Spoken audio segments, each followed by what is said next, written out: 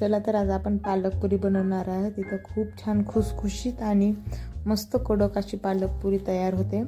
तर याच्यासाठी लागणारे साहित्य इथं मी स्वच्छ अशी पालक एक जोडी धुवून घेतलेली आहे आणि चिरून पण घेतलेली आहे। चिरून स्वच्छ धुवून तिला वाफ देण्यासाठी चांगलं बॉईल करून आपण 15 ते 20 मिनिट त्याला शिजून घेऊया, म्हणजे जेणेकरून ती शिजली जाईल आणि बारीक होईल। ही छान अशी आपली तयार झालेली आहे पालकाची भाजी शिजून। हे खूप या काड्या दिसतात पण ह्या मऊ शिजलेल्या आहेत। ह्या सगळ्याच काड्या मस्त मऊ शिजल्यात त्याच्यामुळे काय। तर याच्यामध्ये मी गव्हाचं पीठ घेतलेलं आहे।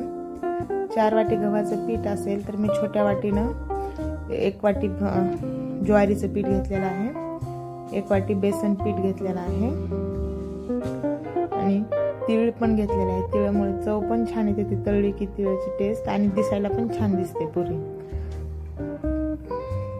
याच्यासाठी मी इथे हळद टाकणार आहे, थोडी चव जास्त नाही व कलर थोडा येण्यासाठी। इथे मी धने पावडर टाकलेले आहेत, 2 चमचे धने पावडर, छोटा चमचा आहे ना त्याच्यामुळे 2 चमचे। तिखट मी इथं कमीच टाकणार आहे, तुम्हाला आवडीनुसार टाका। थोडंसंच टाकले तिखट, छोट्या लेकरांना तिखट लागतं म्हणून थोडंच तिखट टाकलं, छोटा चमचा आहे माझ्याकडे तो।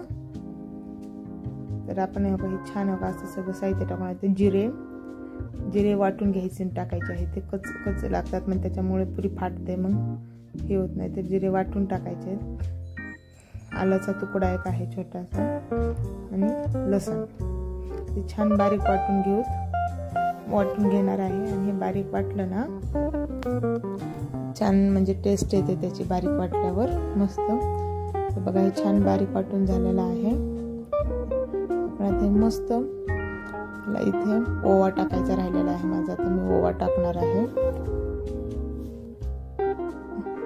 ओवा छान असा क्रश करून टाका, म्हणजे चव छान येते ओव्याची। आणि चवीपुरतं मीठ, छान चवीपुरतं मीठ टाकलेलं आहे मी। पीठ तुम्हाला जसं लागतं तसं चवीपुरतं मीठ टाका आणि छान हे मळून घ्यायचे। पीठ एकत्र करून सगळं मळून घ्यायचे। हे म्हणजे जेवढी पालक आहे ना त्याच्यात जेवढं पीठ बसतं तेवढंच टाकायचं, किंवा एक्स्ट्रा जर तुम्हाला जास्त लागत असले तर जास्त, मग थोडंसं पाणी लागत असेल तर पाणी वापरा त्याचं।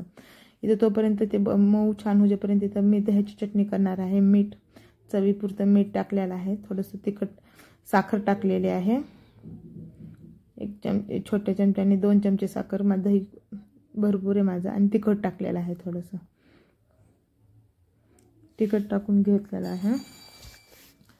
आणि याला मी थोडासा तेलात जिरा मोहरी आणि मिरचीचा तडका देणार आहे। तर ही छान अशी तयार झालेली आहे माझी चटणी। आता हे छोटे छोटे बॉल करून आपण छोट्या छोट्या पुऱ्या लाटून घेणार आहोत।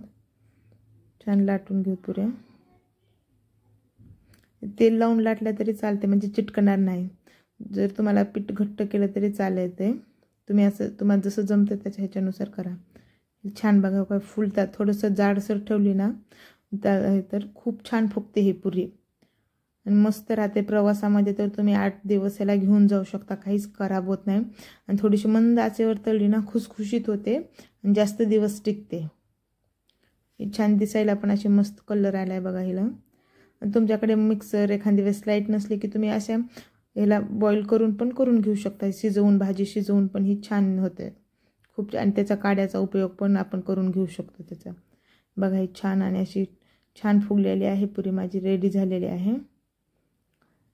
आणि ह्याला का दह्याची चटणी सोबत एक नंबरच लागते। बघा रेसिपी आवडली एकदम कडक खुसखुशीत आणि ज्वारीच्या पिठामुळे का त्याच्यात तेल